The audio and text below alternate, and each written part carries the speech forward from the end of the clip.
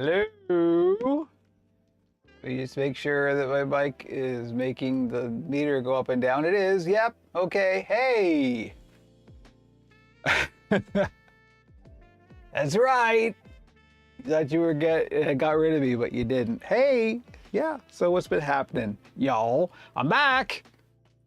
As those of you who listen to the podcast might know, or on the podcast in JV's case. Hello. So we got Ryland Animations, JV, Leia, hello, Indies Keep, Jody, hello.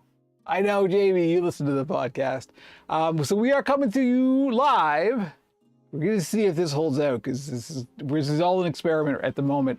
We're broadcasting to Restream, so that's Twitch and YouTube, which is the unified chat if you're on Twitch and or YouTube.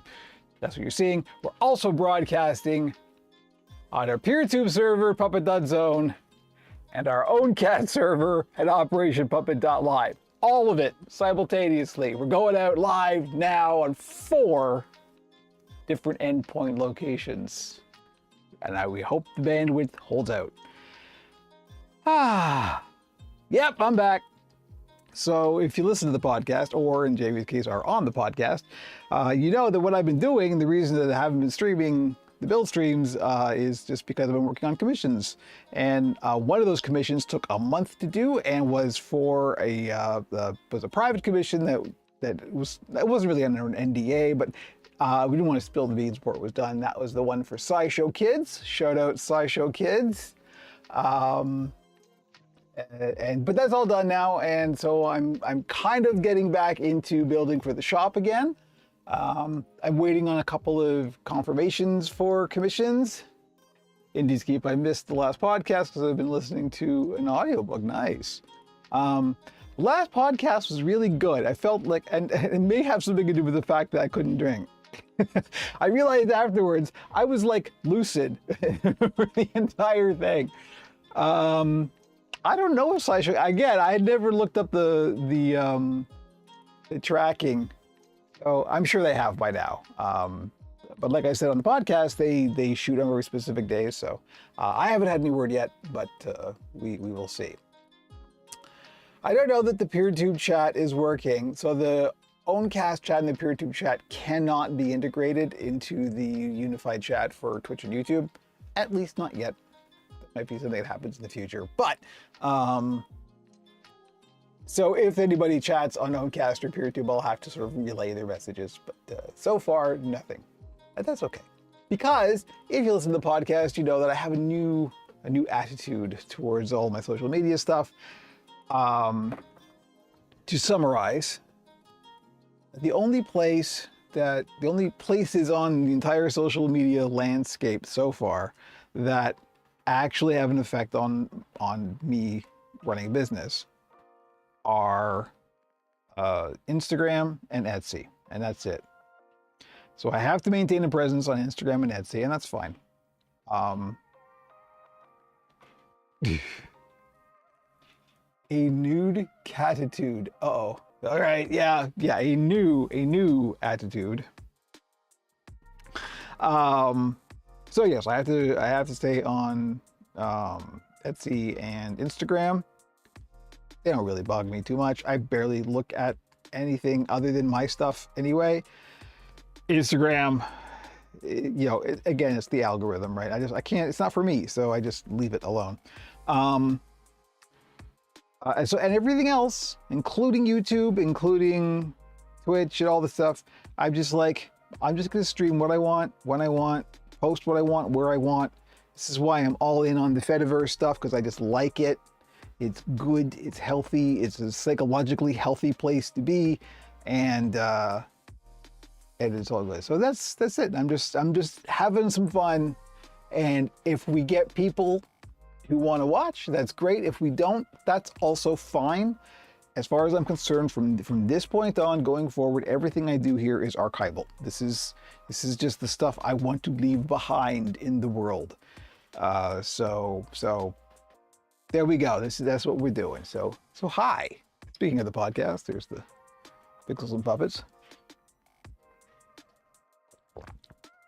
in Deepscape, I started ignoring the numbers when I noticed it was affecting my mentality. Oh, absolutely. And you may want to listen to at least the Puppet Pit part of the most recent podcast, because I really do get into it about how it affects you, how it affects your emotional health. Like, and even being a small, like, low number person, it's still, it's in some ways it's even more of a big deal, because you're trying so hard to like break through and get some kind of numbers, and then you start developing like jealousies towards other people who are getting bigger numbers, and it's just like, it's not healthy. It's not a good place, and it is all 100% at the whim of the algorithm, right? It's one of the reasons I like the Fediverse, is because that's not what the Fediverse is, and that's not what it will ever be. But it's like, no, it's just, no, I don't. And the real crux for me, the real tipping point was that it doesn't affect my business. And that was the fear, right? If I don't engage in all of these platforms, like, you know, I don't really like Blue Sky, but I felt like I had to keep posting on Blue Sky because it's like one of the hot new social media platforms, or Threads. And it's like, it's not good for your mental health. And when I realized that, well, none of these places actually affect my business, it's only Instagram and Etsy that affect my business, that made me go, well, then why am I bothering? Like, I don't care, like, that it doesn't have a material effect on me. It only has an emotional effect. And that emotional effect was negative. So, you know what? It's fine. If y'all join me, that's great. I love having people here and hanging out and stuff like that. But if nobody does, that's also fine too. I'm still gonna do my thing. So that's what we're doing. We're doing something interesting today. We are actually going to build some puppets. Jamie, I realize that I am past microblogging these days. I have Mastodon and Blue Sky accounts, but I never feel the need to check them. Yeah, well, and that's the thing. Like, I do check, like, the only one I actually sort of like just look at every day and kind of browse around is still just Mastodon. Honestly, that's it. And it's because I, follow a bunch of really interesting accounts, and I'd like to keep up on what's going in happening in the Fediverse. The Flipboard joining the Fediverse and federating like everything they do has been really useful, because now that's my like news feed, and that's like, that's how I find out what's going on in the topics I'm interested in, and I don't get the like 24/7 news cycle unless I actively go looking for it, right? It means, yeah, I miss stuff. I'm okay with missing stuff at this point. That's fine. I'll find out about it when it's important to me, so it's all good. Everything's fine. Turns out everything is fine.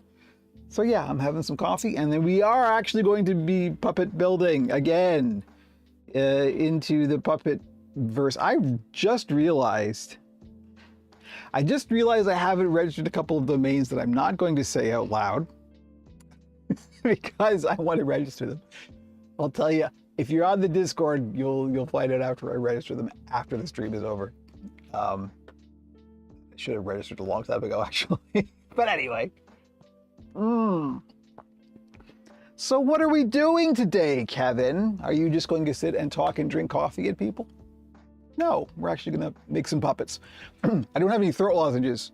Do I have any throat lozenges? I do. I have throat lozenges. I'm going to need them today, as you can probably tell already. Also, my camera focus is a bit weird. Oh well. Just Ducky 23, yes, hello, nice to see you guys. And you're on Twitch too, that's cool. We don't get a lot of viewers on Twitch, but speaking of Twitch, I have been doing Frankie Play streams on the Fediverse servers lately. I am also going to be expanding that into Twitch and YouTube. I'm just going to broadcast all of my stuff everywhere that I want to be, which is Twitch, YouTube, Owncast, and PeerTube, and that's it. If you're on any of those things, I encourage you to watch on the Fediverse servers, because they're good and cool, and you're not going to be manipulated by algorithms. Also, I run them. These are literally servers that I own and run, and you can watch all of this stuff there, and not be subject to, the corporate algorithm. So that's cool. Anyway, hi, thanks for welcoming me back.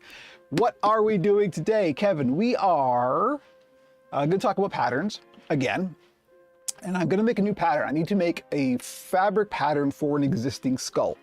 So that's what we are going to do. So let's get into it. Timestamp now, because I'm probably going to like do clips of this, because this is going to be hopefully. My original plan was to maybe do some draping, probably not, but let's just get into it and we'll see how it goes. There is actually going to be some hand sewing, probably, if we get to that point. I'm also not sure how long we're going to go, but I'm just going to suss it out. We're just, it's the first one back after a long time. We're just gonna go with the flow, go with the feels. So those of you who have been with us for a while may recognize this charming gentleman. That is the Nosferatu I made last Halloween. Yes, last Halloween. This was my first and still only premium puppet, in that it took me 2 weeks to do. Yes, it's JV's Orlok's brother. So this was a big deal, and this was like, I prototyped this. Everything was made absolutely from scratch. Everything was hand sewn. You name it. I went full out on this, and that's why it took 2 weeks. But in the process of prototyping the skull, which I wanted a very sort of narrow cone, teardrop shaped, inverted teardrop. The 3D printed knuckles, that's true. Yep, and teeth, eyes, and fingernails, and ears. The ears are actually, the little shells inside the ears were 3D printed. Leia, the only social media site I actually use is Tumblr. I tried to get into Tumblr. It was just literally too full of ads for me. I was just like, I can't, blah. It was like walking down the Vegas Strip or something. It was just like blasting ads. Literally every other post is an ad. I was like, I couldn't do it. It's impossible to make money there, so nobody gives a damn about being popular. That's a good attitude. Same, that's it. Who cares about numbers? Numbers don't matter anymore. That's my attitude. And it'll probably mean that we'll get better numbers, because I'm just going to be relaxed and do my thing, and people will find it as they find it. Numbers are for accountants, yes. And vampires. Vampires are obsessed with numbers. That's one of the jokes about the Count on Sesame Street. Vampires literally are obsessed with numbers in folklore. Anyway, so as I was prototyping the skull, the first iteration of this didn't go to plan. So we're gonna look at, I've shown this on stream before, but we're gonna sort of dig in real deep. So let's see if all of my stuff works. I had to rebuild the whole streaming setup, and like, it's literally a different computer. There's a whole nine, and there's also, excuse me, running on Linux. So things are gonna get weird. I feel like Chucky Monster was singing a song about Tumblr. Yes. How you doing, Joe? Nice to see you again. All right, we're gonna go to the top cam here. It's a bit of a mess, but we'll sort it out. Wow, those cameras are really differently balanced, in that they're not balanced at all. Oh well. I tested everything and still missed stuff, see? So here's where we are. So when I went to do the skull shape for the Nosferatu, I started actually with this. This is a 3D printed sort of basic shape. So I printed out only half of what I eventually wanted. And I did some tape maquetting. Very simple tape maquetting. Yeah, it's a buck. The buck is what you call a thing that you put on a vacuform machine to form the plastic around. But, so I did some tape maquetting off of this, and that's what these lines are. You see, this is, I just put the masking tape over the whole thing, and then I traced the lines. And the nice thing about tracing the lines on this is because you can kind of see, since it's a 3D printed object, we had like where the polygons are, I could just follow the lines of the panels and the polygons, right? So this ended up being pretty good. So what I ended up with, so this is like the neck hole, and again, this is only half, and I just put these where I thought the darts should be. So this is, the curve under the chin, and then this is the curve going up to form the sphere on the top. This is the mouth, and that's the neck. And this, I wasn't too sure about how that should go, so I just kind of roughed it out. But I ended up with this, and this is literally the tape that was on this. And this turned out pretty good. So all I ended up doing, I sort of cleaned this up, and since, you know, I've worked with quite a lot of patterns, you kind of know how patterns go after a while, so I just kind of smoothed the chin part out and scanned this in, loaded it up, turned it into a vector, and then I was able to scale it and end up with. Now, should I do this speech? We might be getting some new people because we're on different platforms now, so I'm going to do this speech. Promise I won't do this every time, but we need to turn the chair around backwards and we need to look straight at the camera, right? Folks, if you're new to puppet building, I understand you're probably hungry for patterns. I get it. I was there too. One thing you should never do is steal somebody's pattern. You should never copy somebody's pattern without asking them first. Some people will be happy to share their patterns. Other people have patterns that you can buy. Project Puppet, Adam Krutinger, James Kemp, I think. All have patterns that you can very reasonably price that you can purchase, or you can make your own. That's what I would encourage everybody to do. But the one thing you should never do is just take somebody's pattern without asking them. That's not cool. Particularly, and I mean, there's no circumstance in which that's okay, but it's particularly not okay if you plan to sell the puppet that you're building, because I guarantee this is quite a small community. Everybody either knows or at least knows of everybody else. We will find out. You're not gonna make friends in the wider community if you start out by stealing patterns. So you could easily steal the patterns that I am showing on this stream. All of these I made myself. I would not be happy if people started just copying these and selling stuff based on my labor and not compensating me for anything at all. That's not cool. You should get compensated for your labor. I know that sounds mad and socialist, but it's just true. If you do the work, you should get compensated for the work. Sorry, Elon. But, all right, there, speech over. Don't copy my patterns. I'm asking you directly, don't copy my patterns. And now we'll never talk about it again. We'll definitely talk about it again. Anyway, so in the screenshot you're currently looking at and copying, scaled that up, and I ended up from the vector, is it this one? Yes. So that just is this is that just scaled up. If you're in your Discord, we can help you find patterns. Yep. Go back streams and learn how to make them. Don't steal. Yes, exactly. One of the most valuable live stream series that I did, and I keep pointing people to this, is my how to make a pattern from scratch. A very simple way.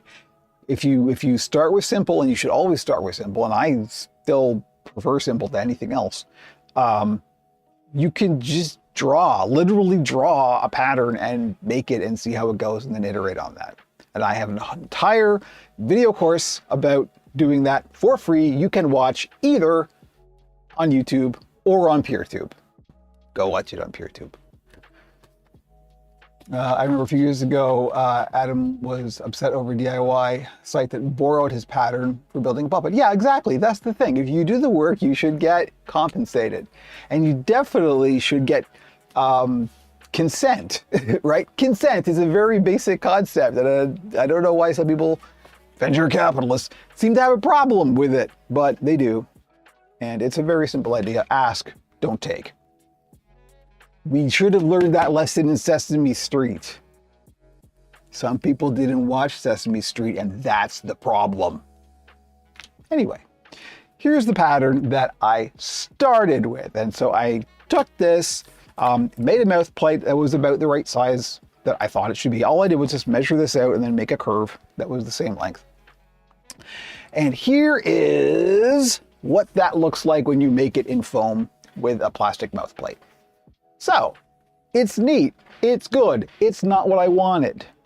And that's going to happen when you make your own patterns. You're going to start with something that didn't quite work out. Now, the interesting thing is, I started out making one at the original scale, right? So I started out making one at this scale. And that, look at here, that's this. I'm glad I kept these. I normally wouldn't keep something that was just like a little test prototype like this, but I did keep these and I'm glad I did. So that was this, and this was like, oh, okay, this will probably work. But as I scaled it up, you see what happens because the thickness of the foam is the same, right? Still this 1/2-inch foam. And so the shape kind of changes a little bit as you scale up and it gets wider. Rel Animations, what you said about stealing patterns is absolutely true. I recently found a YouTuber, I'm not going to point fingers, pretty much stole Adam Cruten's patterns like 10 months ago. Yeah, that's the thing. Hey, you know H Bomber Guy? H Bomber Guy, Harry, has a fantastic video about plagiarism and the internet. Turns out it even happens in puppet building circles. Go watch H Bomber Guy's video on plagiarism on YouTube if you haven't yet. It is really, really, really important. Doesn't matter if you think you're not interested in the subject. I guarantee you will find something valuable there. Anyway.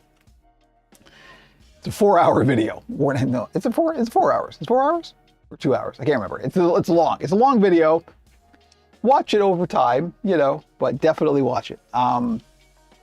Anyway, I'm getting sidetracked. Welcome to the build streams. So yeah, as I scaled it up, it started getting sort of wider and wider, and it started losing the shape that I wanted. I definitely wanted a narrower shape for this. All I ended up doing was the first thing I tried was, well, so you see how we've got all these petals here, right? It'll get narrower if I just take a whole section out, basically. So I did that, made it in foam, and it ended up with this. This is really neat. I like this a lot. Again, wasn't what I was looking for. It was too pointy. But it will definitely be something in the future, which is, again, why I kept this around. So then all I did was this is how you iterate on patterns. I went, okay, what's the problem with this? The size is good, the shape here is good, but it's just too pointy on the top. I need this to be flatter and rounder. So all they got to do to make it flatter or rounder, it's just too high, right? So you just bring it down and make the end point of the petals here rather than here. So that's what I did. And that's what, we'll show it on here. Yes, and that's what that is.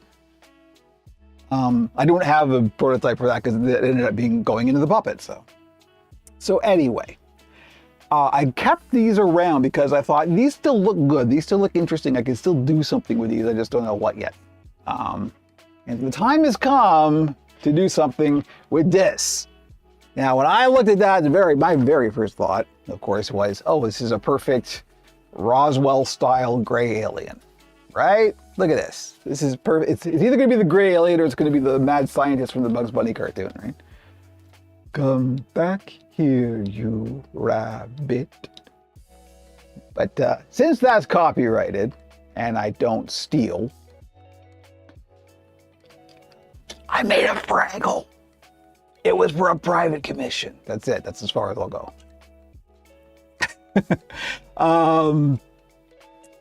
So we're going to do a Roswell-style gray alien. My very first Roswell-style gray alien.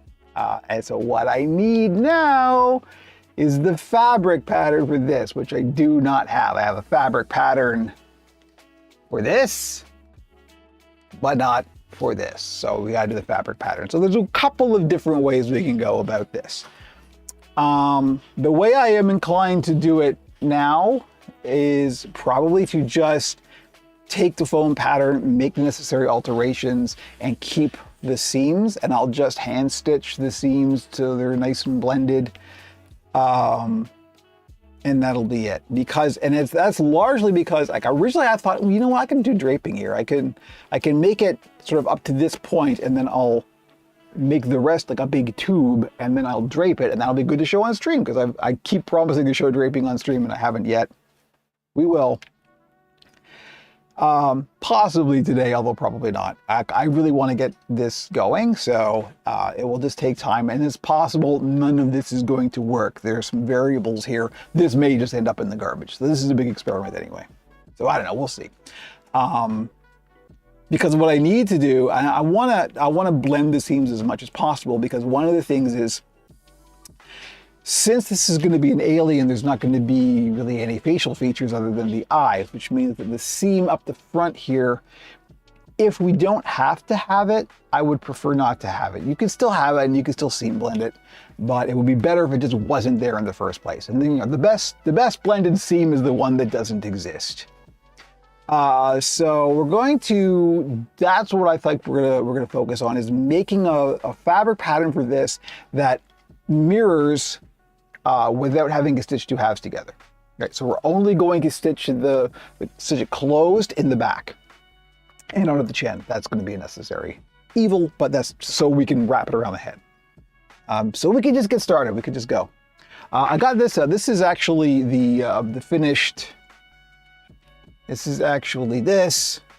This is the fleece pattern for this. And I just got this out so I can measure the neck properly, so we have a proper neck size. And also we're going to need these are the mouse plate patterns. I can put the foam. Oh, no, actually, no, we're going to need the foam. We'll need the foam. That's the foam for this, so I can put these away.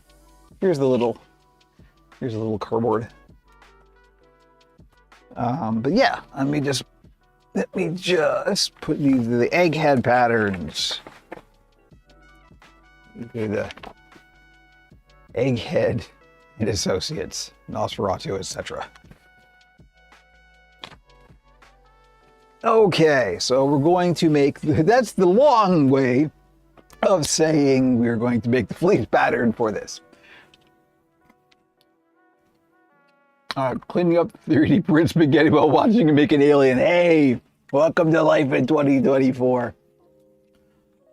Actually, welcome to life in 2016, I guess. Seems more relevant. Okay, now that can go away too. We need this and this and that. Okay. Excuse me while I get some card stock here.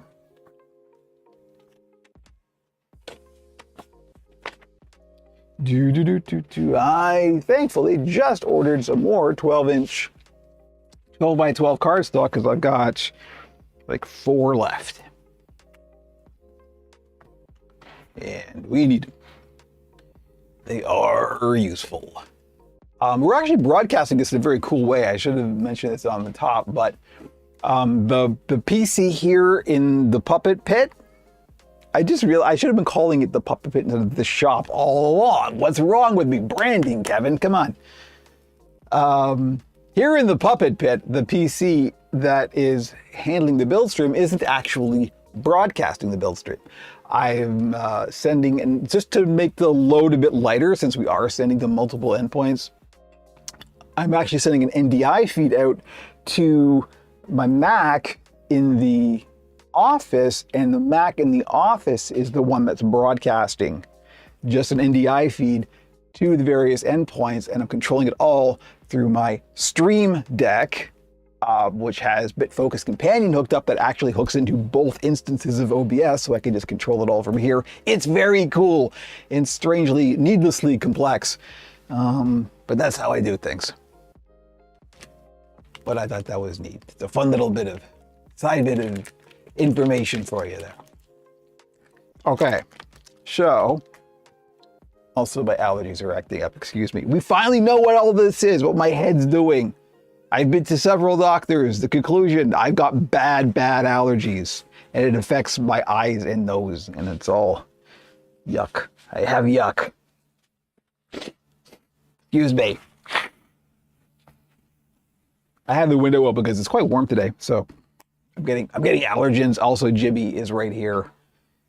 Hi, Jimmy. Are you gonna come say hi to the people? No, he's sleeping. Never mind. Leave the cat sleeping. And yeah, so severe allergies, and yet I have a cat that sometimes literally will sleep on my face. Sir, this is the worst case of yuck we've seen in years. Yep. And just keep us allergic to pine to live in the state known for pine. Yeah, I mean, what you gonna do, you know?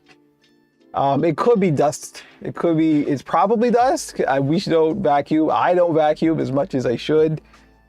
It's probably a combination of dust and dander. And well, there's no way I'm getting rid of the pests. So the dust we can do something about. The pollen, who knows? We've got like trees out literally like next to the window here that do what trees do. The birds, the bees, and the trees. Okay, so we're gonna make the fleece pattern for this, and the cardstock isn't big enough, but that's okay. We can attach several pieces together. So the very first thing I'm gonna do is just make a copy of the foam. This is usually what I do for making a fleece pattern. Yeah, the trees are really going at it like things that are faster than trees. Okay, so I got a pencil here, mechanical pencil. Why? I don't know. It was the first pencil I found. And we're gonna make sure we've got enough room, because all I usually do, if I'm gonna do a real basic fabric pattern from a foam pattern, is the first thing I do is just make it bigger. Make the same pattern, but bigger. In this case, since the fleece I'm using is polar fleece, it doesn't have nearly as much stretch, so you want to make it quite a bit bigger, just to accommodate for the lack of stretch. Not so big that it's baggy, obviously, but just go like, I don't know, a 1/4 inch. Well, let's just start by tracing the for real pattern. Oops. This is why people like Swazzle use pattern weights, Kevin, because they're professionals. What's your excuse? I don't know if you can hear there's children outside being loud, because it's what children do. I may also try and eliminate this seam. We probably don't need that in the fabric pattern,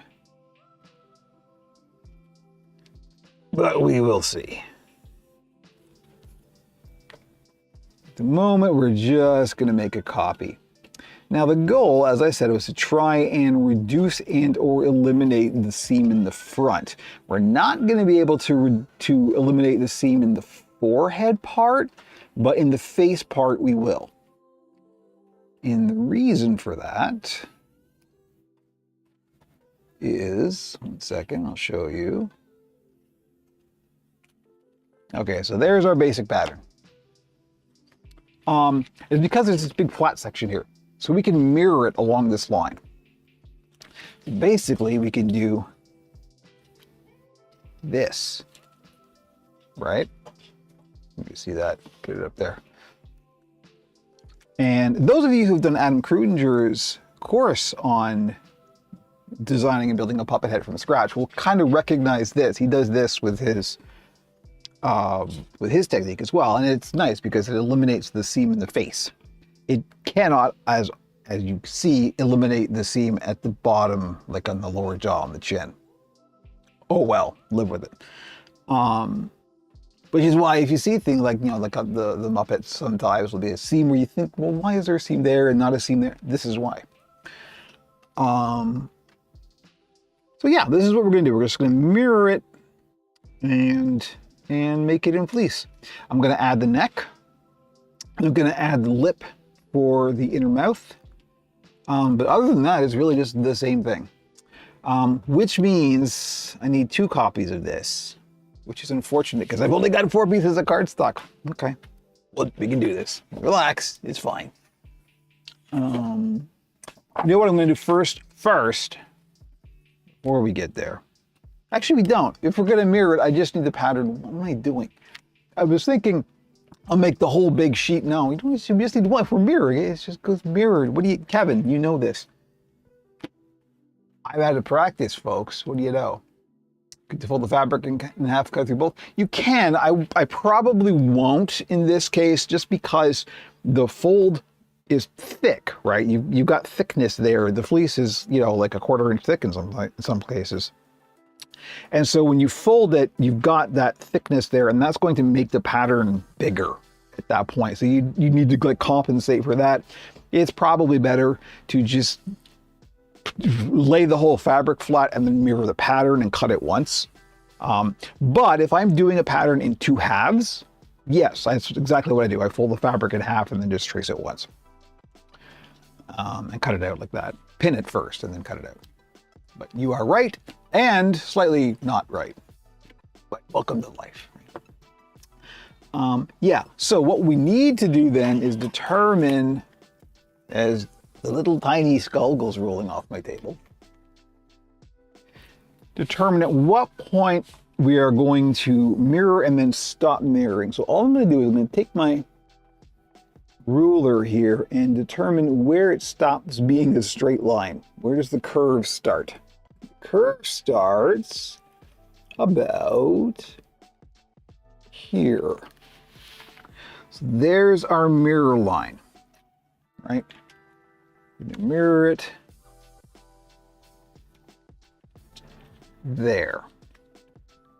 And so that's nice. That means like most of the face up until like here, this seam right here is going to go away. Not going to see it. Hi, Travis. Nice to see you.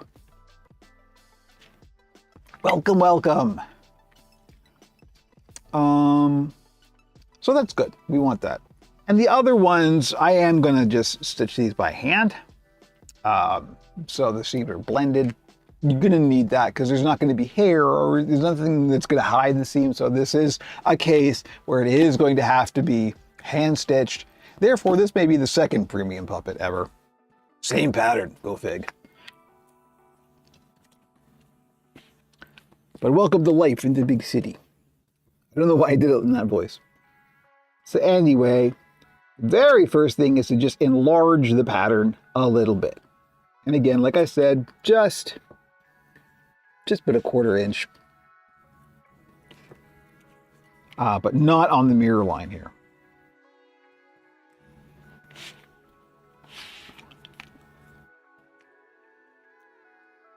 And then on the mouth, I'm going to take it in quite a bit because I want a fairly small interior lip seam.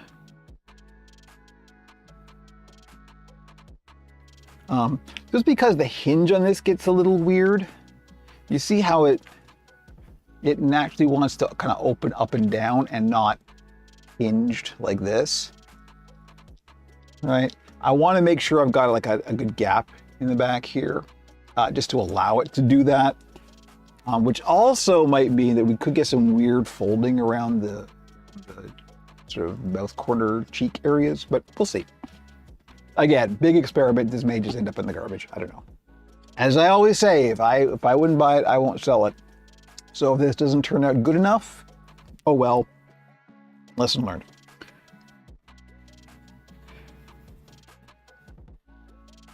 So I'm just, and you can see I'm just eyeballing it. It's not particularly neat or anything like that. It's just me making it bigger, as neat as you can, but don't worry too much. Now, yes, if we were to drape this, my original plan was to, oh gosh, we could probably still do it. I know though, I don't have a lot of fabric, and draping takes a lot of fabric. That is the big thing. I'll make the promise now, we will do draping on a future stream, but I need to plan for it. I need to like be ready for it because it takes a lot of fabric because you're literally just cutting fabric away and throwing it out, right? So, it takes time and money. So this we aren't going to drape. And again, like if I were to drape this, I could probably eliminate like 2 of these seams, which saves, like, so what I'm saving in labor time, well, it's probably going to be about the same amount of labor time just because the draping takes a while, right? The other thing I'm concerned about with draping this, since I don't have any structure in here, this is just a big old hollow foam sphere. draping it, you want something that's going to kind of hold this shape. You want a fairly rigid shape. So I would either need to like slice the cranium off and put a boning ring in there so it will hold the shape as we're stretching the fabric around it to drape it. Or like stuff this, like put a little sort of plug in there and then stuff it full of fiber fill so it'll just hold the shape. I don't really want to do either of those with this. And anything else will kind of like distort and warp the shape as we stretch the fabric over it, which is a problem. And I want this to be as symmetrical as I can make it. So that's another reason why we're not going to drape this. It needs to keep trying out in filament. It doesn't seem to want to stick to the bed. So I'll be popping in and out as I fight with it. Understandable. I get it. I've been having good luck with my bed adhesion lately.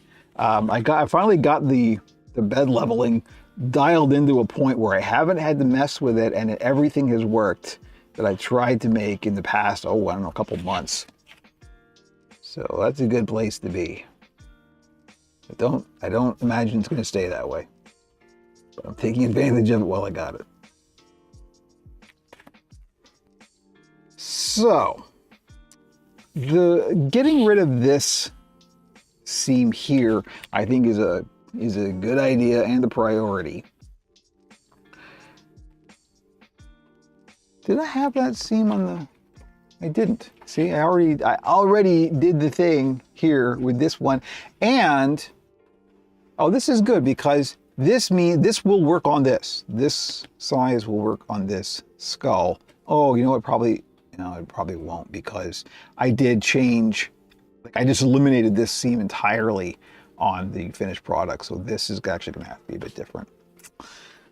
Okay, but nevertheless, we got an idea of what it's got to look like to eliminate the chin seam. It's going to have to look something like this.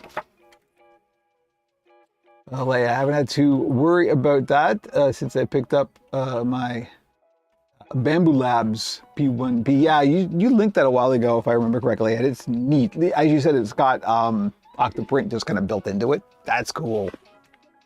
That is very cool. Octoprint was just updated.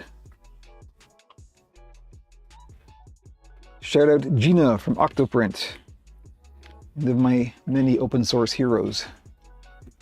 Okay, so basically all I really want to do, because it's fabric and it's stretchy and it will do stuff, we don't have to worry too much about precision. We just know we want to take, like, what is this? An inch, less than an inch, 3/4 of an inch, about an inch, less than an inch. We just want to eliminate this. We're just going to pull this in, right?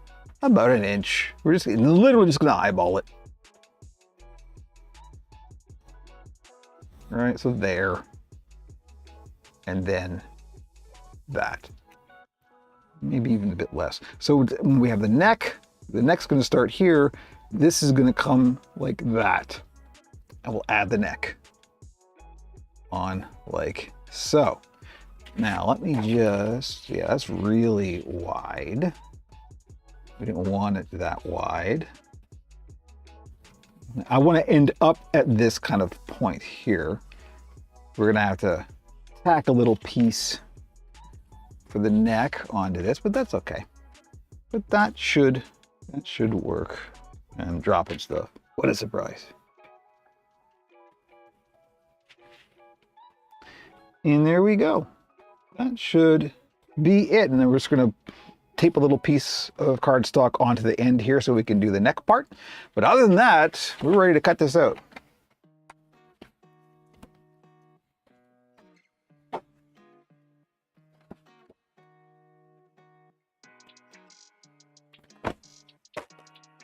We got the 3D printing shop talk in the unified chat here. I'm into it. I like it. I need coffee. More coffee. Ah. Oh, Jimmy's awake. Hi. Did you wake up? Yeah. No, you are gonna come over? You want to say hi to the people? Yeah. Whoa. Here he is. Jimmy woke up from his nap. He's probably all drooly because he often drools when he's woken up from the nap. It's Jimmy. Jimmy, the internet star. Okay. You good now? Yeah. Oh, I've done it now. He's settling in. No. I'm busy. I gotta stream stuff. Look. Yes. Hello. Yes. See, this is good internet content right here. This is the kind of relationship we have. All right, James, off you go. There we go. There's your cat interlude for the cozy puppet building stream. I win the entire internet, cozy puppet building and a cat. Okay, so we're gonna cut this out.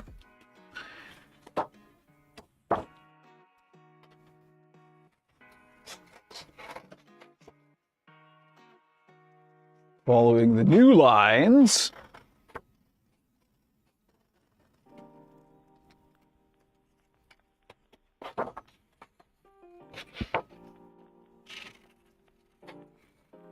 Oh, I need new glasses. Really need new glasses. Is this off frame, kind of? The other thing I wanted to do, hopefully we'll get there, since I am going to hand sew this whole head. I'm not going to hand sew the hands, that's different. So it's not going to be quite a premium puppet.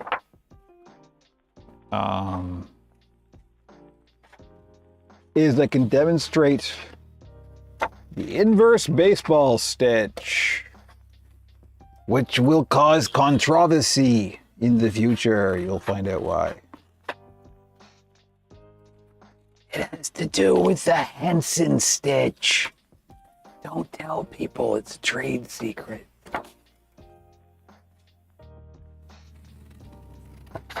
Yep, he's on about that again. Oh boy, here we go.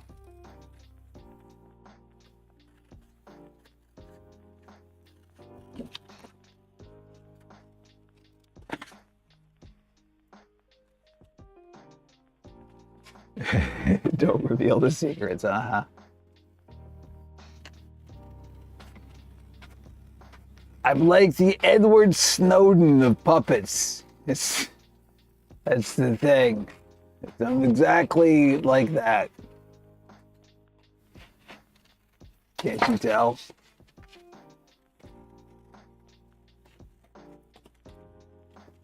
They'll send Adam Savage after you to learn things. I wish they would. Never mind. Never mind. It's fine. Adam, call me.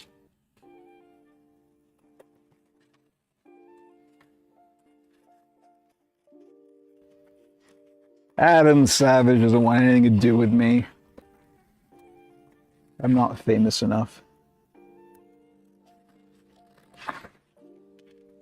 Okay. Wow, he seems bitter today. What's going on? It's fine.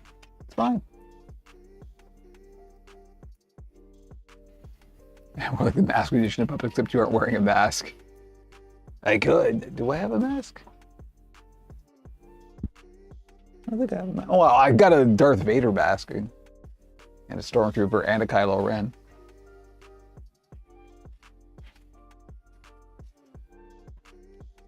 Yeah, so we just need to finish off the end of this neck curve here. So let me see if I have a piece of scrap big enough to go in there. Yeah. Nope, that's an envelope. I don't want to use a whole piece of cardstock for that. Wow, you said that in a thick Ontario accent. A cardstock. You're gonna get a piece of cardstock, eh? Yes, Jimmy? Did you hear the mock Canadian accent?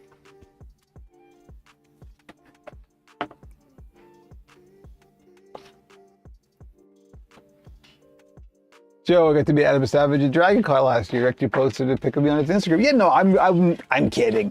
I'm a little bit weird about the Adam Savage thing just because his producer actually bought a puppet from me. So I do have like a connection. There's like, oh, it's a whole thing.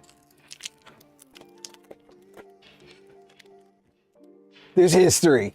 There's a whole. I love Adam. I love what Adam does. Adam Savage is good people. Don't get me wrong.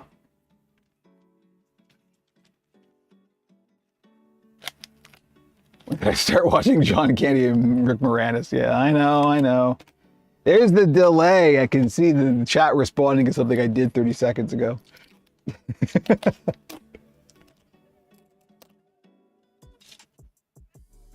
Thank you, Restream. So all I'm doing is I'm just taking a piece of tape and I'm attaching this extra bit. Hello, Jimmy. Yes, you were on the internet. Now he's being loud. He's literally standing in the doorway yelling at me. What? Yeah? No, you can't be on stream again. I gotta get work done. Sit on your bench, be good. And quiet. No. Not buying it. It's chaos today. Just chaos. Okay. I just tacked a little piece. You know what? I'm just gonna eyeball this. It'll be fine. In fact, I think the way I'm going to do this, I'm gonna need a marker for this. Can't draw on tape with a pencil. Is I'm just gonna do a tube. I think I'm gonna do this like do a neck tube through the whole thing. So we'll just make it a tube. It's a tube. Now it's a tube. Here we go. It's an alien. It should have a long neck with this, a tubular neck, as we used to say in the 80s.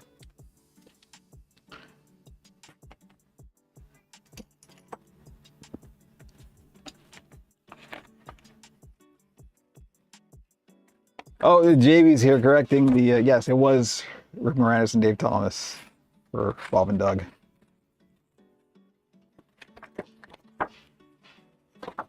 You know, that's probably good right there. We don't want to make this too thin. So let's just go with that. Here we go. There's our neck. If we have to adjust, we'll adjust. It'll be fine.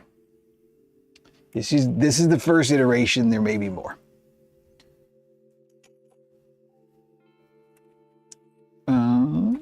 So we can put all this away now because now we get to trace this in fleece and cut it out, and then we start sewing. But that's good because I hopefully will be able to show you the this stitch that I talked about.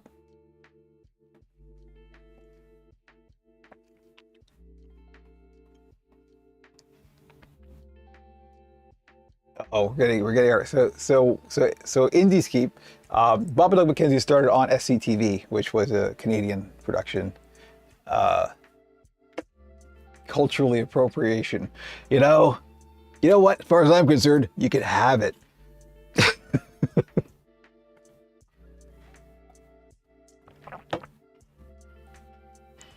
Okay. So let me just clean up the workspace here and we'll get some fabric out. This is a lot. This is going to be a lot of, I do have a fair amount of the gray, so good, because this is going to require a lot. Oh, let's mark our mirror line as well.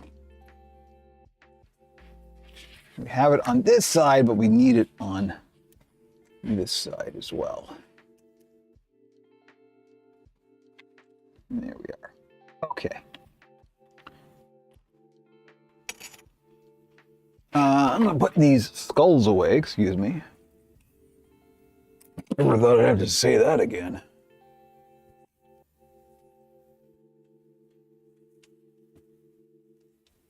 I literally just stepped on a skull. With a puppet, it was a puppet skull.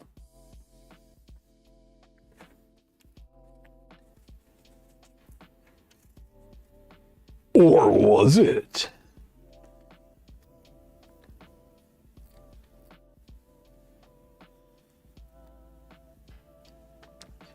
The pattern is telling me not to have a guy. I know it is very, they're all very Bart Simpson-y. Anything with darts. Let me get rid of this. Okay, so here we got the gray fleece that I'm going to use at least for the prototype, if not the finished. I'll probably use it for the finish as well. It's good. I mean, you know me. I'm a big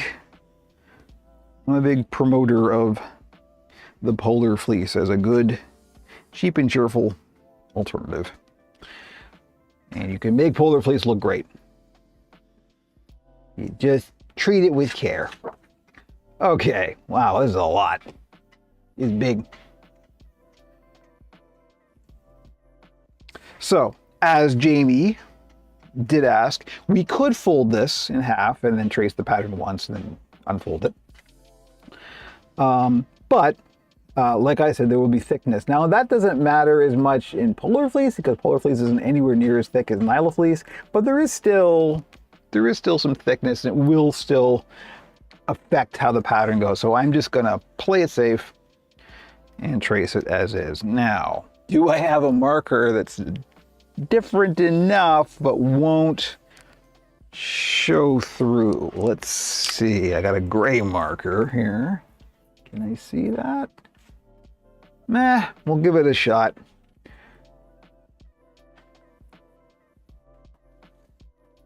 It's very, is my head in the frame? It is. I'm sorry.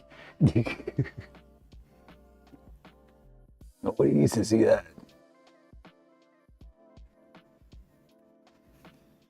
Tracing with a thin-tipped marker on fleece where it can snag is always a real challenge. Hopefully this will work enough. Like if I have to sort of draw it in a bit darker once this is off, as long as I can kind of see where the lines are, it'll be okay.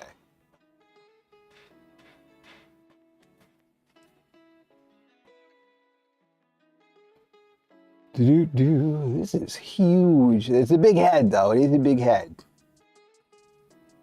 Insert your own joke here.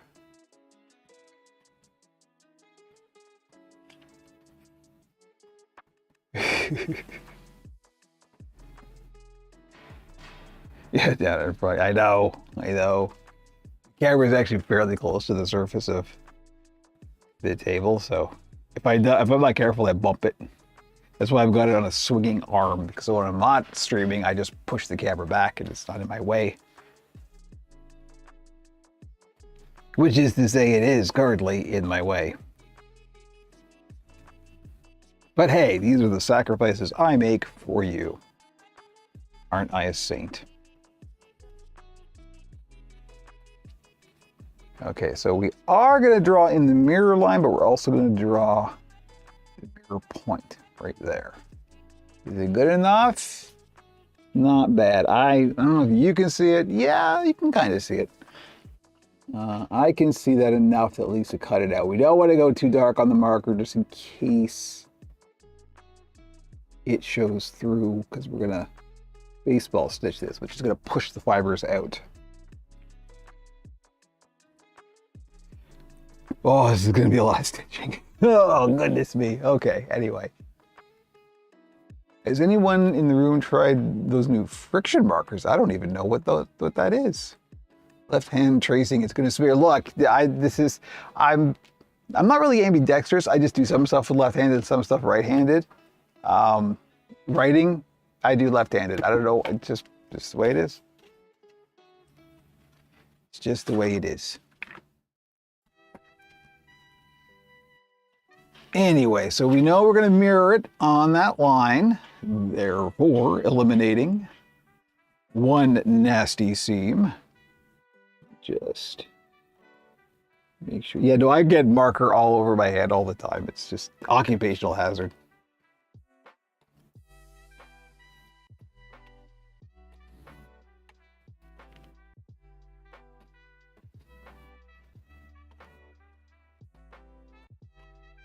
Part of me is still going, you should drape it. Just drape it. At least drape the crown.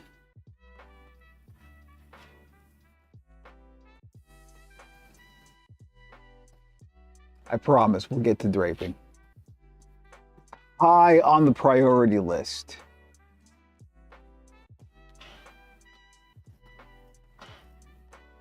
What the heck time is it? How long have we been going? I have no sense. I can't tell. Oh, there it is. Okay, we're at an hour. Okay, good.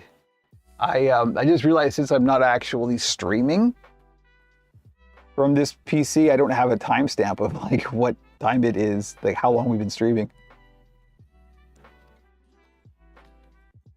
I have to look at the clock and go, well, it started about 10. Oh, oops, I took that away way too fast. What am I doing? I'm not focused. I need more coffee, etc. It's fine. Everything's fine.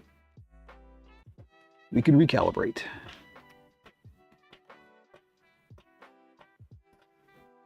I'm also a bit underslept. Stop me if you've heard this before. Having yet another in a continuing series of insomnia nights.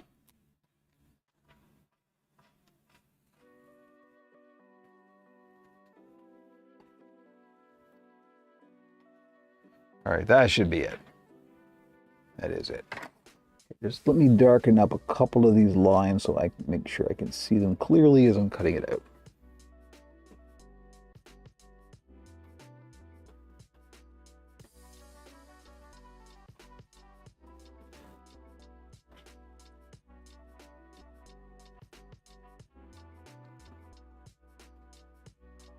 That's okay. Here, probably want this. And this. Yes, Jimmy, I can hear you, and so can everybody else. Possibly not the people on stream. Got the door open. It's a good thing, because if I had the door closed, it'd be even louder. Pinecone, hello, nice to see you. Yes, I know, I'm back. Believe it or not, you thought you could get rid of me, but you were wrong. Margaret's chasing Jimmy around, so. Yeah, well, the puppet building's been happening the whole time. I just haven't been able to show anything on stream. But if you watch SciShow, kids, you'll see it soon. Hey, Gus is back. Okay, here we go. I need new scissors. I realized this the other day. I gotta get me some new scissors. These are beyond sharpening. But the first thing to do is rough cut this stuff out so I can get in there and get the big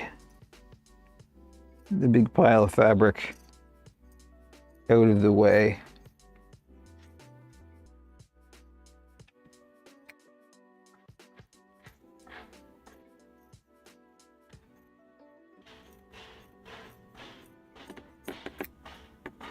All right.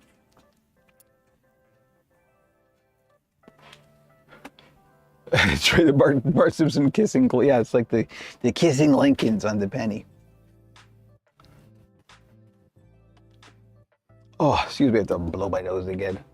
Yay, allergies. Hey, at least I know what the heck it is now. I'll mute the mic for a sec. Hang on.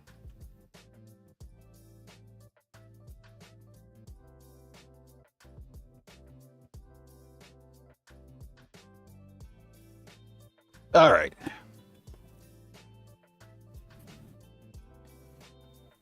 So, here we go. Exciting cutting out music, please.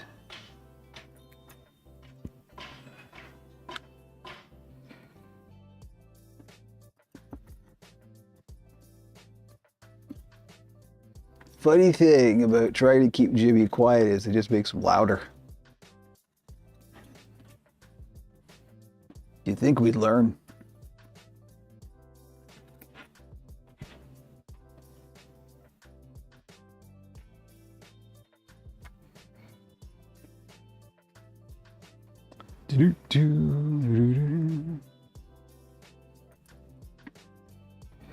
Nice to see so many regulars back, I gotta say. There's always that fear. And you have to take some time off. When you come back, no one's gonna remember. But then again, the rules are different in the puppet sphere.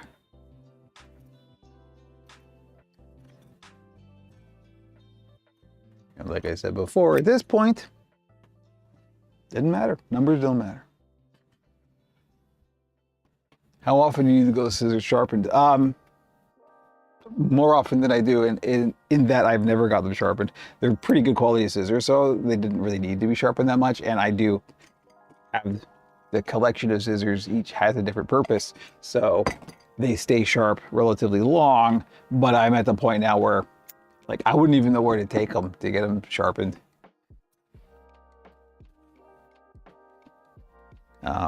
Which is a shame.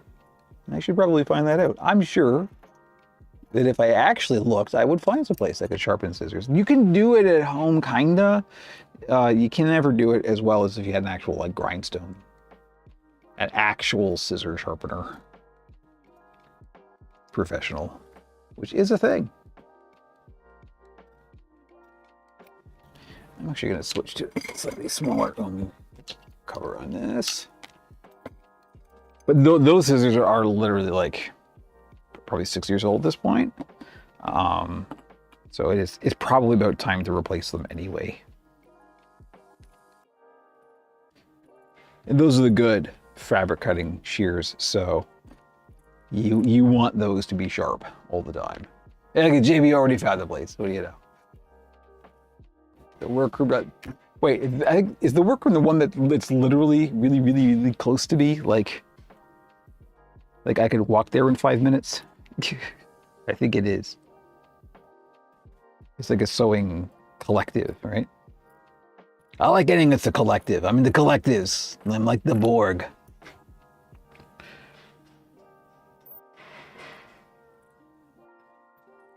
Thank you, JB. I will actually look into that because it's not only more responsible, but cheaper to just get your scissors sharp. It says there is a Parkdale location. Yes, indeed. Yes, I do.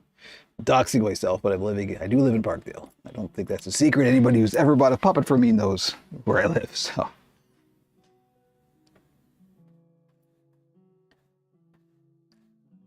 What are you gonna do?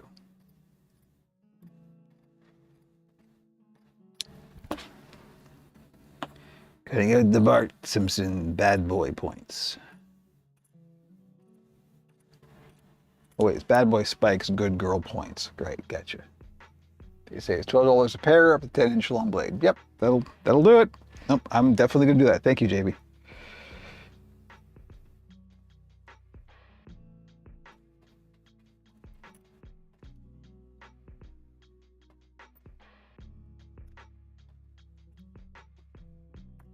Yeah, that's something I'm not sure how much we talked about on the stream before, but again, it's worth iterating because new people are coming on all the time. Sharp, good quality scissors. Very, very important. Among the most important.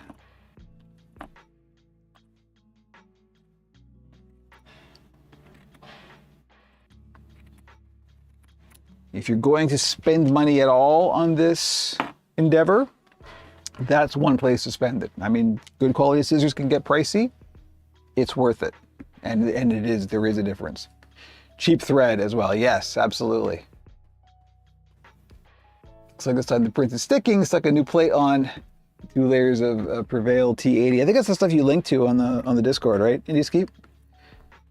You fancy spray. You don't use a glue stick like the plebs.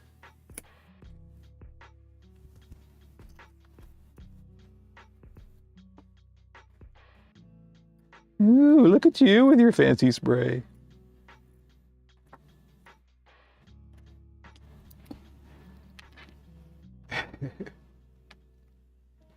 Yeah, if you're gonna spend money anywhere on puppet building, glue, scissors, thread, sewing machine. Don't compromise on any of those.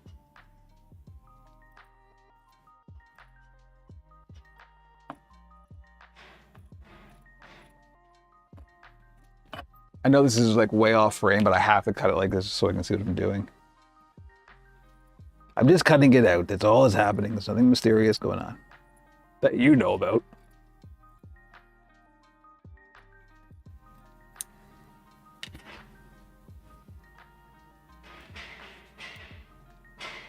Hey, Fuzzy in the Oncast, a knife shop will sharpen them. Yes, thank you. On our other chat, a friend of mine have already found me a spot quite close to me, so thank you. That's well appreciated.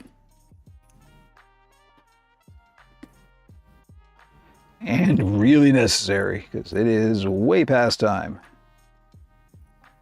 And like I say, when you get into the scissor collection, like I have scissors for very specific things. These are my good fabric short shears, good fabric long shears, medium quality. So this is what I do, like sort of bulk cutting, but still only fabric.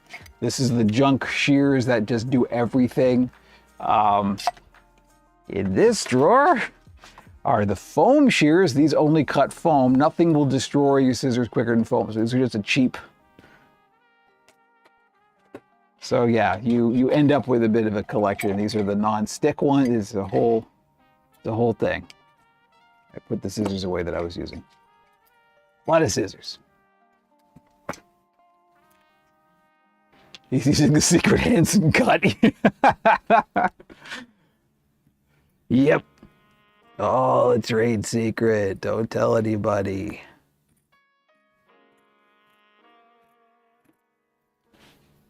Tell you something, if ghosts are real, Don Celine's ghost is just killing himself laughing every time anybody talks about the Henson stitch. Guaranteed.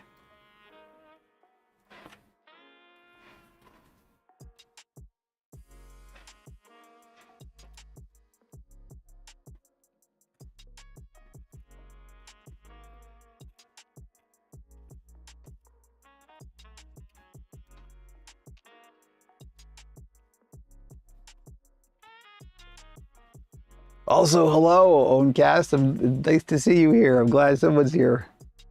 And somebody may be watching on PeerTube as well. The PeerTube chat I thought was working and then it stopped working. I don't know what's going on with the PeerTube chat.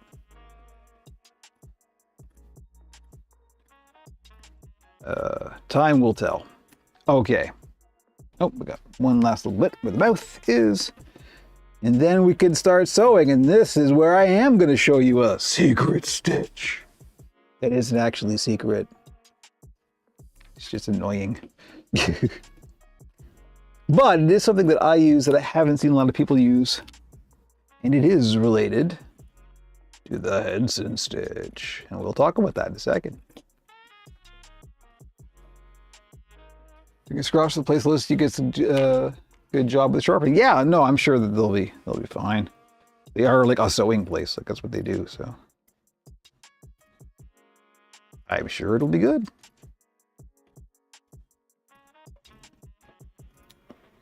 Just gotta figure out when. I am taking a couple of days to do some maintenance, so possibly soon. Okay, here we go. Here's our pattern all cut out. Look at that. It's the whole thing right there. Screenshot! No, I'm kidding. Kidding.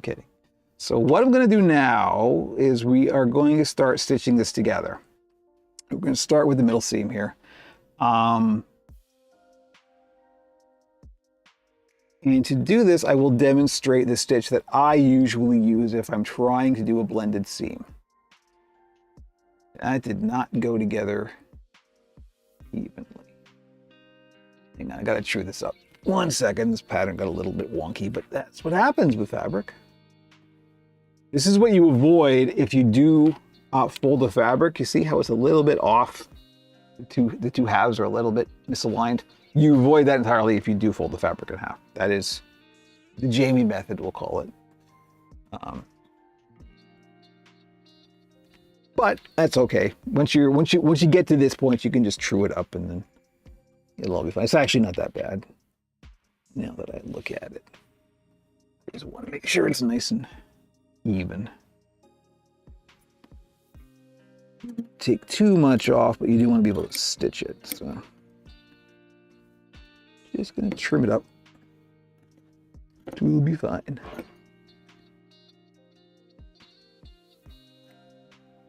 Here we go. Okay, so what I'm gonna do is I'm just going to I'm not gonna pin, I'm gonna clip this.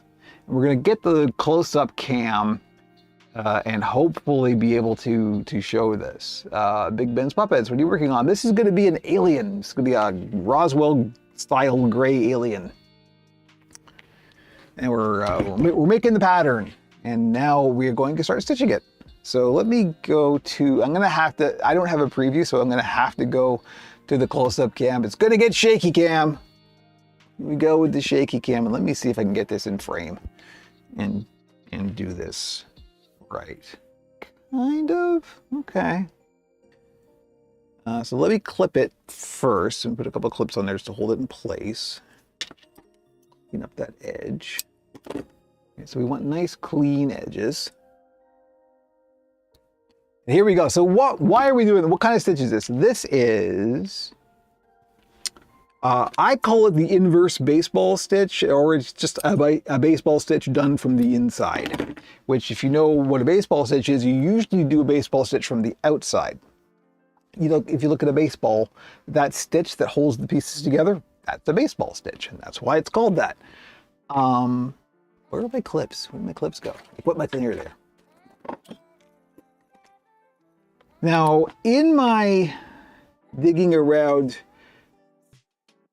trying to find the truth, like that guy on the X-Files, the truth is out there about the Henson stitch.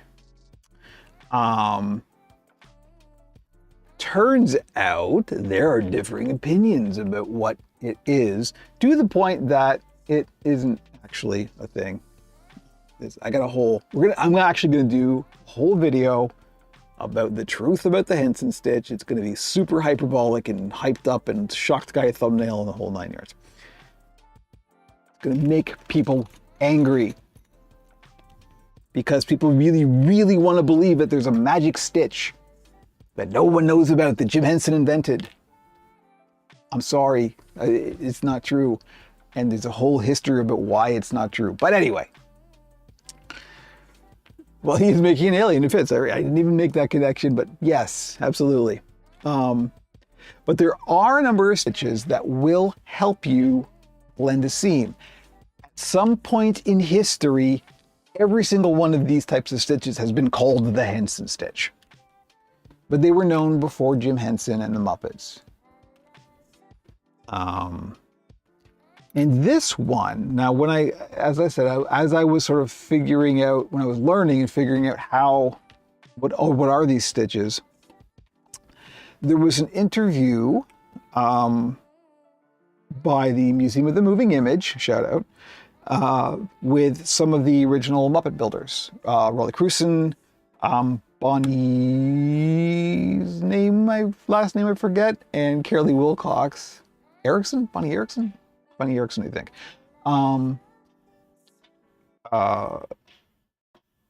I lost my train of thought because I forgot a name, because I'm old. Yes, so they talked about one of the early, they do the joke where it's like the person asking the question goes, so is there a Henson stitch? And they laugh, okay? The people who made the Muppet, literally made the Muppets, laughed at the question. That's important. And they said that they all did different stitches and they all just did it their own way. But Kermit Love, who was one of the early Muppet builders and designers, literally was not named after Kermit. That was just his name. Talk about a cosmic coincidence. Used to do an interesting stitch called, that was just a baseball stitch but done from the inside, and that's how he did seam blending. The thing that gets called the Henson stitch most often these days is a ladder stitch, and it's definitely not. Like, there's ladder stitches have use, but they have very specific use, and it's not seam blending.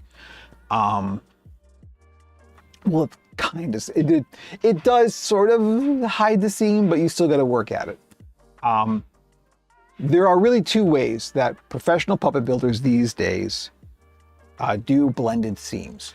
The very first, and this is the one that Swazzle Puppets demonstrate on their YouTube channel, is it's just a whip stitch, but you take very, very careful care to only go through the backing and not the fibers.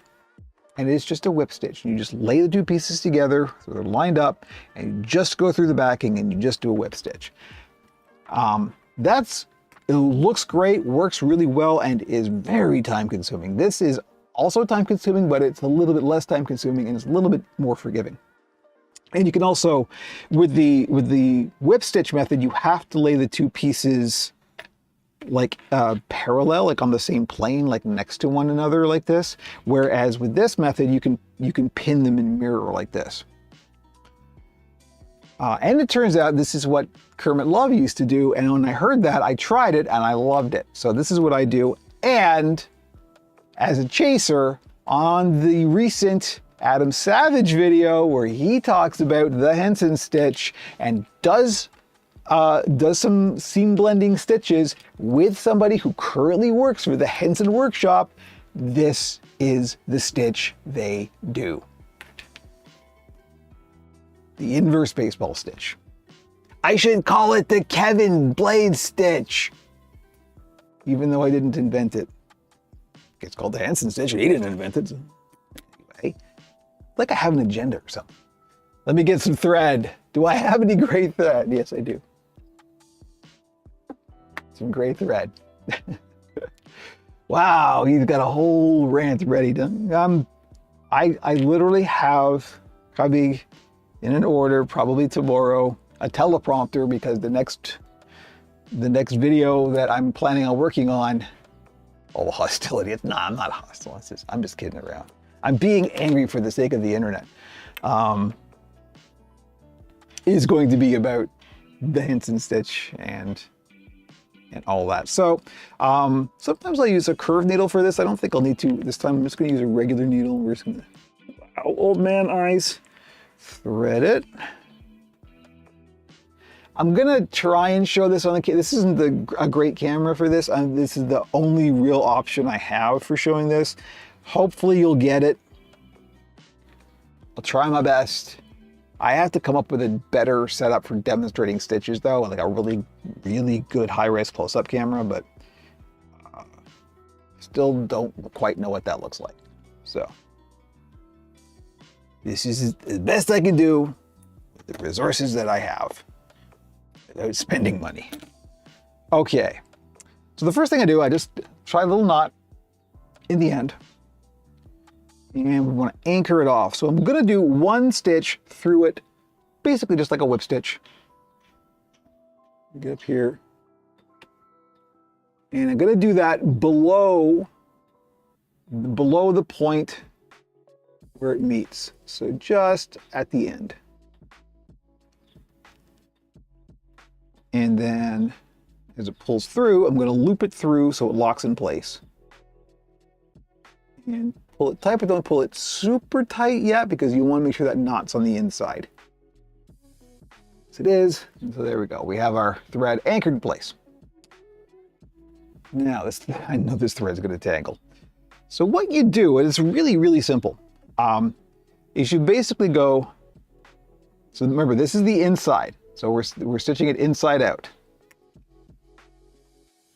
And you go, just pick a side. Try to get your thread tangle. This is awkward. And you go in one side, and then in the other side, in one side, in the other side, from the back, and you just keep looping it that way. So you're not making loops like you are with a whip stitch. You're going like from one side and then the other side. So for example, the first stitch, and you're making sure that I'm trying to only get the backing. I don't know how well you can see that.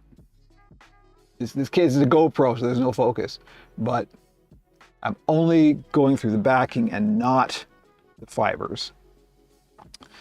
And we're going to gently pull it through so we're not tangling our thread. Once we are through, give it a little tug. And now that it's through one side, we're going to go through the other side. Right? But we're not stitching the two sides together. You see that? The two sides get pulled together when we pull this tight. Again, if this isn't clear, and I'm sure it's not, you could just look up baseball stitch, and we're just doing that, but from the inside. Google somebody who has a better camera setup for doing this than I do. I'm just getting my thread all weird and tangled. All right, so that's it. that is literally it. We just keep doing that again and again and again, all the way up the fabric.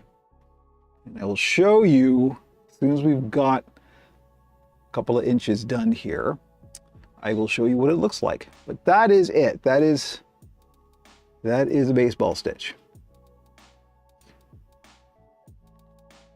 This is exceptionally awkward. So now that I've shown this, I am going to like switch off the camera and go to the hand sewing camera and just stitch it regularly, because it'll take forever if I try and do it like this.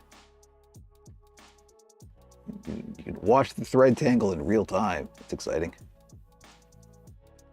This is why you don't pull it tight until you get to the very end and all the threads through, because that way you can compensate for the possible tangling. But yeah, I know this is probably hard to follow and you can't see real clearly, but that's it. I'm just doing a baseball stitch from the inside. Let's give Kevin a bit of a break and we'll switch to this camera and we can just chat while I'm sewing the thing. I'm not printing anything, so I don't have a 3D printer camera to throw up there. But yeah, so there's been a lot. There's been a lot happening. All good, mostly good. It's funny, one of the things that sort of this new, more relaxed approach to social media has done is it's given me an awareness of just how siloed people are, which you kind of lose sight of as a content creator. I go in on at length about how much I hate the term content creator on the latest podcast as well. But like, it's funny because a lot of people don't cross the streams. Like, people who watch these YouTube build videos don't listen to the podcast or don't join the Discord or what. There's a whole bunch of like, there's very few people who the Venn diagram overlaps. And it's very interesting.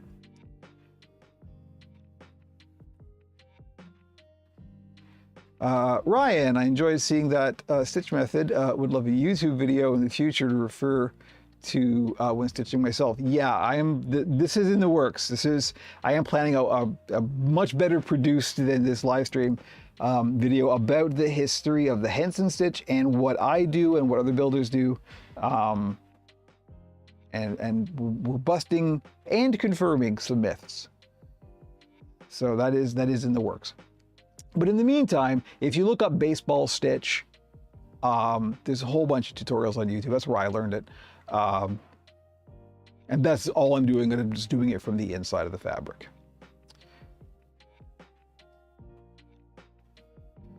Indieskeep, wow. When I watched that episode, all I really noticed is he was doing really small and tight stitch, nothing special. I know I tend to be a bit loose with the stitching. Yeah, that is one thing. Don't be loose with your stitching be loose until you get to the very end, and then you pull it tight, right? That's how you avoid getting your thread tangled.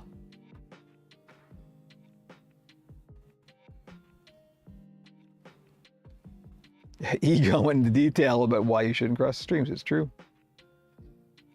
Yeah, but it's interesting. So that's why I'm just kind of going, well, I'll just try and like put my stuff everywhere that I am, and not worry about the places I am not, right?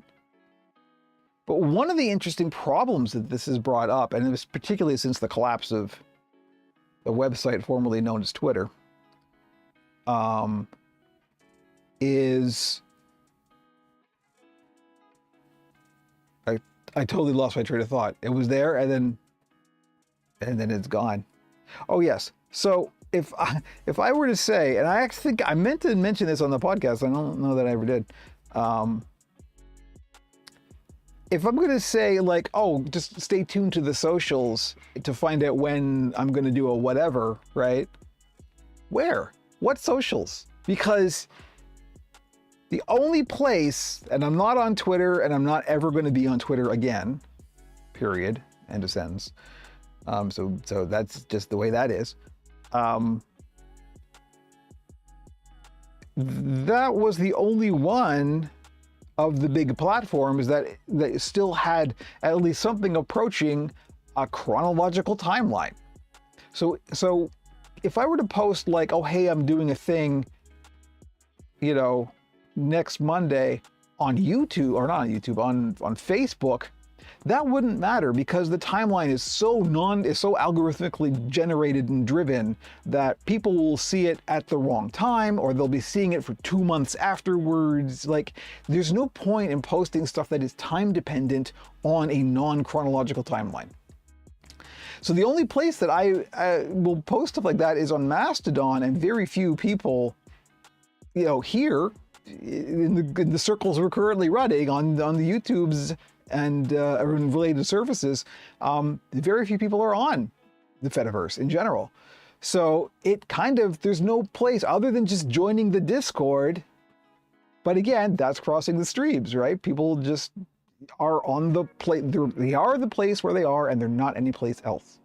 And that's interesting, and it's kind of hard from my position to work around that. Like, what do I do now? How do I let people know when I'm, you know, doing a thing? And so I just gotta do the thing and roll the dice and hope people see it. That's what it comes down to. Because there's no point in posting, you know, like I do anyway. I posted on YouTube, or not on YouTube. I keep saying YouTube instead of Facebook. I don't know why. Corporate internet, corporate social media. And that's the other thing, is sometimes it's just like, well, I know this isn't going to be seen at the right time by most people, but I don't care. Forget them, you know? Ryan, I'll follow you on Discord, YouTube, Twitch, Etsy, and not Mastodon. That's not a bad spread. But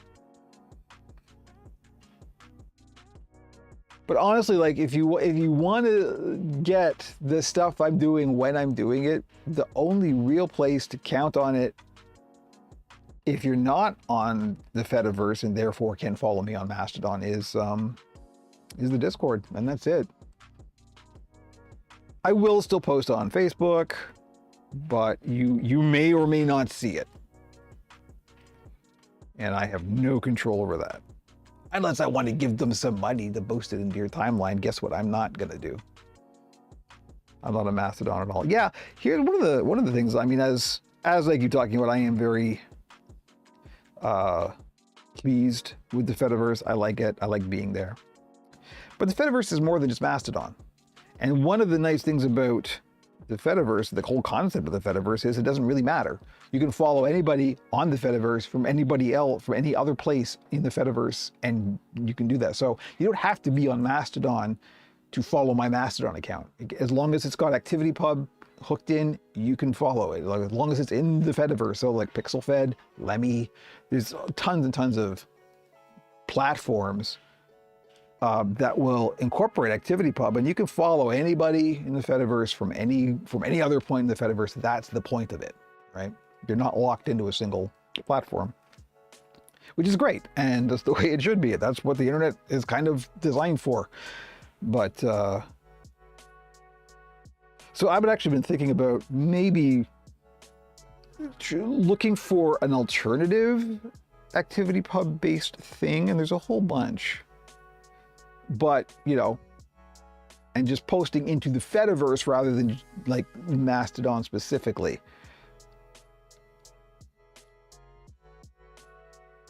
And just seeing how that goes, if nothing else, is an interesting exercise. And I know it's kind of big and confusing and isn't intuitive, and this is why a lot of people bounce off of it. But it's also really interesting, and it's the weird kids table in the cafeteria, you know? It's where the weird science nerds hang out. My people. Quick question if you have time. Oh, I got time, I'm hand-sewing. I have future plans to build a puppet with eyes that can open and close. but I only built one puppet before. Do you think it would be possible for me to tackle? Absolutely. So there's many different ways of doing a blink mech. The most common way is the sort of animal style, where it's just like the eyebrows are the eyelids kind of thing. So rather than doing like eyelid shells, sort of like Gonzo, I guess, is the only example that comes to mind. But doing an animal style eyebrow mech like that, that's the most common type. And that's also the kind of the easiest to get into. Adam Krutinger, who you probably know if you're into puppet building. And if you don't, look up Puppet Nerd on YouTube. Adam Krutinger has a very good beginning tutorial about how to do a very simple eyebrow rig. And yeah, you absolutely can do it. Now, I have built a whole lot of those, and I've kind of refined the technique and got it down. It's not really a beginner technique, but you got to start somewhere, right? Don't wait until you're ready, because if you do, you'll never be ready. You got to jump in with both feet and just do the thing and mess up and make mistakes.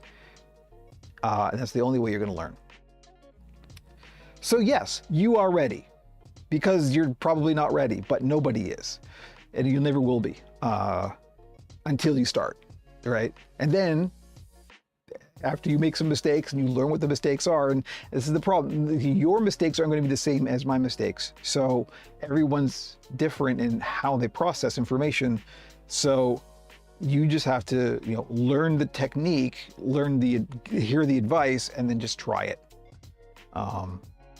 But the one that Adam Krutinger teaches is the kind of basic one that a lot of people use, including myself. I've refined it a little bit. I now have a 3D printed thing that I make that is the brow rig that is sort of standardized and nice and clean and easy to work with. But start with the Adam Krutinger tutorial and go from there, and then iterate and make your own version. That is probably going to be, it'll be unique to you, and that is the nice thing about this, is that you can make stuff that's unique to you. Jamie's out for lunch. I will be out for lunch soon. FYI, you can, instead of sitting here watching me hand sew, but we're sitting here hand sewing and answering questions, so that's good. This is a good use of the hand sewing time. Thank you, Jamie.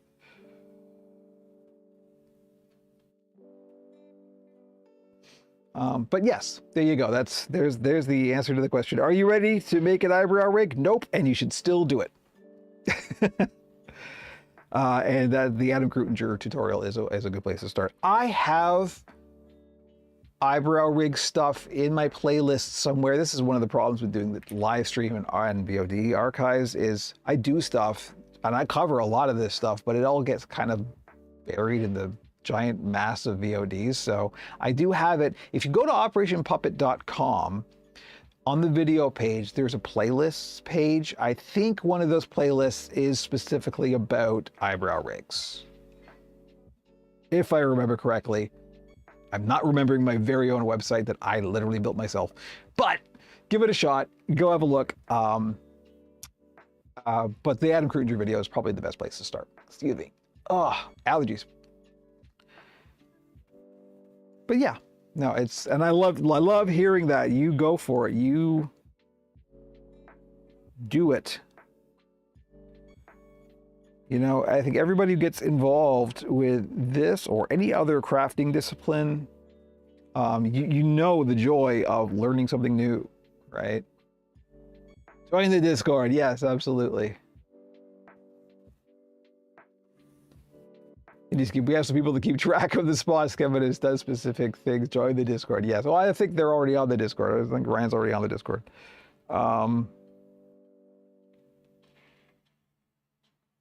But yeah.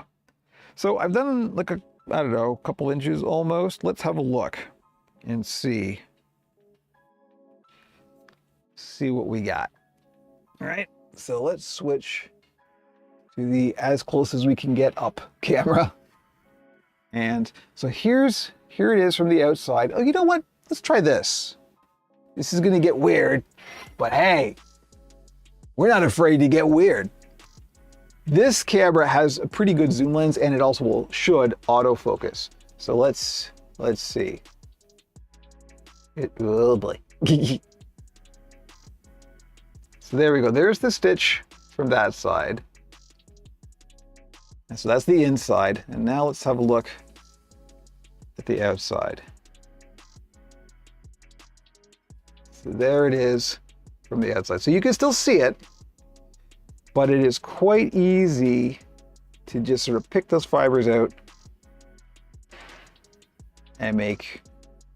It's never going to disappear completely, but it's not bad. In the grand scheme of things, right? So there's the inverse baseball stitch. I wonder if I can try doing a couple of stitches this way. This is even harder. I'm fighting gravity as well. Let's see. So, put it in frame. In one side. And then, so we're not, see where the needle is placed? Sorry, I didn't realize it was there. So the needle's going just through one side, not through both sides. And pull it through. Right? And you'll know it's a very distinct looking seam. It looks like, you know, like a baseball. Yeah, that's how you'll know you're getting it right. You're welcome, Ryan. No problem. Happy to talk shop. Always. Yeah, so there we go. What time is it? 11:50. Okay, so I got a lot of hand stitching to do here. This is it for a while. So I think that'll probably do it. We did pretty good. We had an hour and 42 minutes by my reckoning.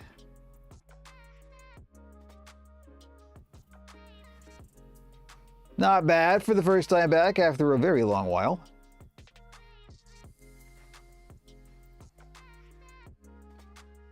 Just like the old days, yep.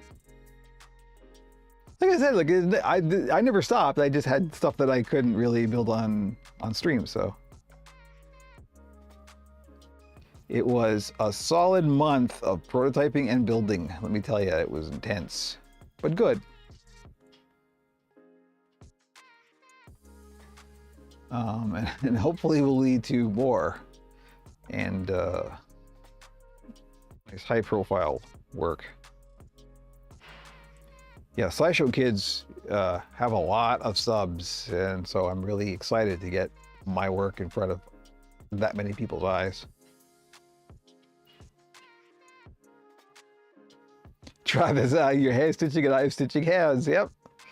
Welcome to my world. I still have a fantasy in my head of just having like a collective, like a maker space where people can just come and like, I'll be like, just going there every day, hanging out, putting on some tunes, getting the coffee ready. People could just come and hang out and chat. That would be great. Ah, what a world. What a better world that would be. Can't happen, unfortunately, but somewhere in the quantum universe, it has happened. Okay, anyway, this is just me hand sewing and chatting, and so we're gonna cut this stream.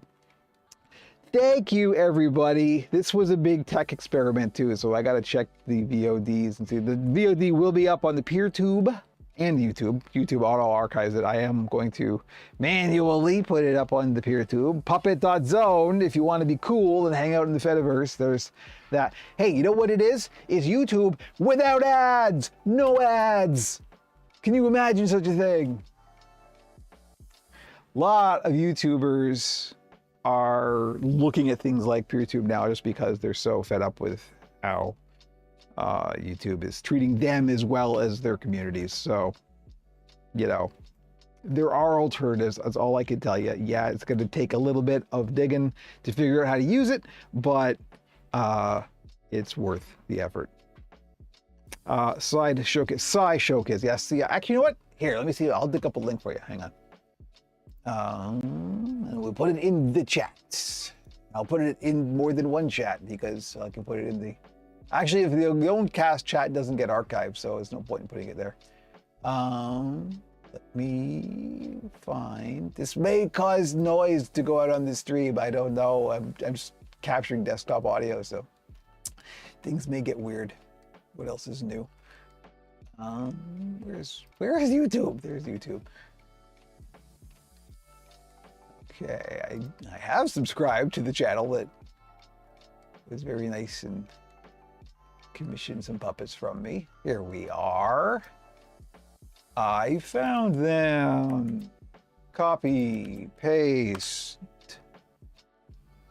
How's that? Did that go? That went. Okay, cool. There's Slideshow Kids. These are the ones that, this is where some of my builds are going to be appearing soon. I did the new versions of the ducks, Bill and Web, and of the worm Juniper. They're not there yet. They haven't shot them yet, but they will be soon.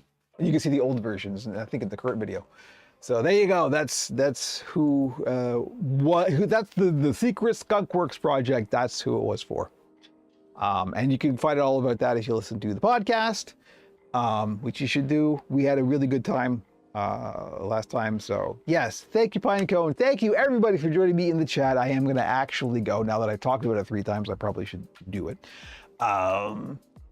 More hand sewing, more next week. I think this time slot is also going to be the new time slot. I'm going in my time, in Eastern time, 10 to 12 Eastern time, rather than the 11 to 1 time slot for the old time, because this way I get to have lunch on time. That's it. I'm diabetic, so it's kind of important. Anyway, thank you everybody. Good to be back. Good to see you back. The VODs will be up as always, and as always, join the Discord. Go to operationpuppet.com. All of the links for all of the things are there, including the Fediverse stuff, which I encourage you to get involved with. And yeah, anyway, thank you. I'm out now. Have a good week. Oh, whoa, wait. Frankie Play is going to be happening this weekend, here and in all of the other places, and probably going to be Destiny 2. Just a little warning. It's gonna get heated. So there we go. Frankie will play, and all of the things. Hey, Jamie got lunch. Yeah, just in time for me to go. Jamie, I need your help. Everything I have to do now in Destiny 2 are strikes. I need your help. Frankie needs you, Jamie. Jamie's my Destiny guru. Anyway. Now I am gonna go watch Frankie play this weekend. I think we haven't sorted out a time slot yet. I usually stream on Sundays, but we can work around it. At some point, you'll get a notification that I'm going live. Anyway, I'm going to go now. Bye.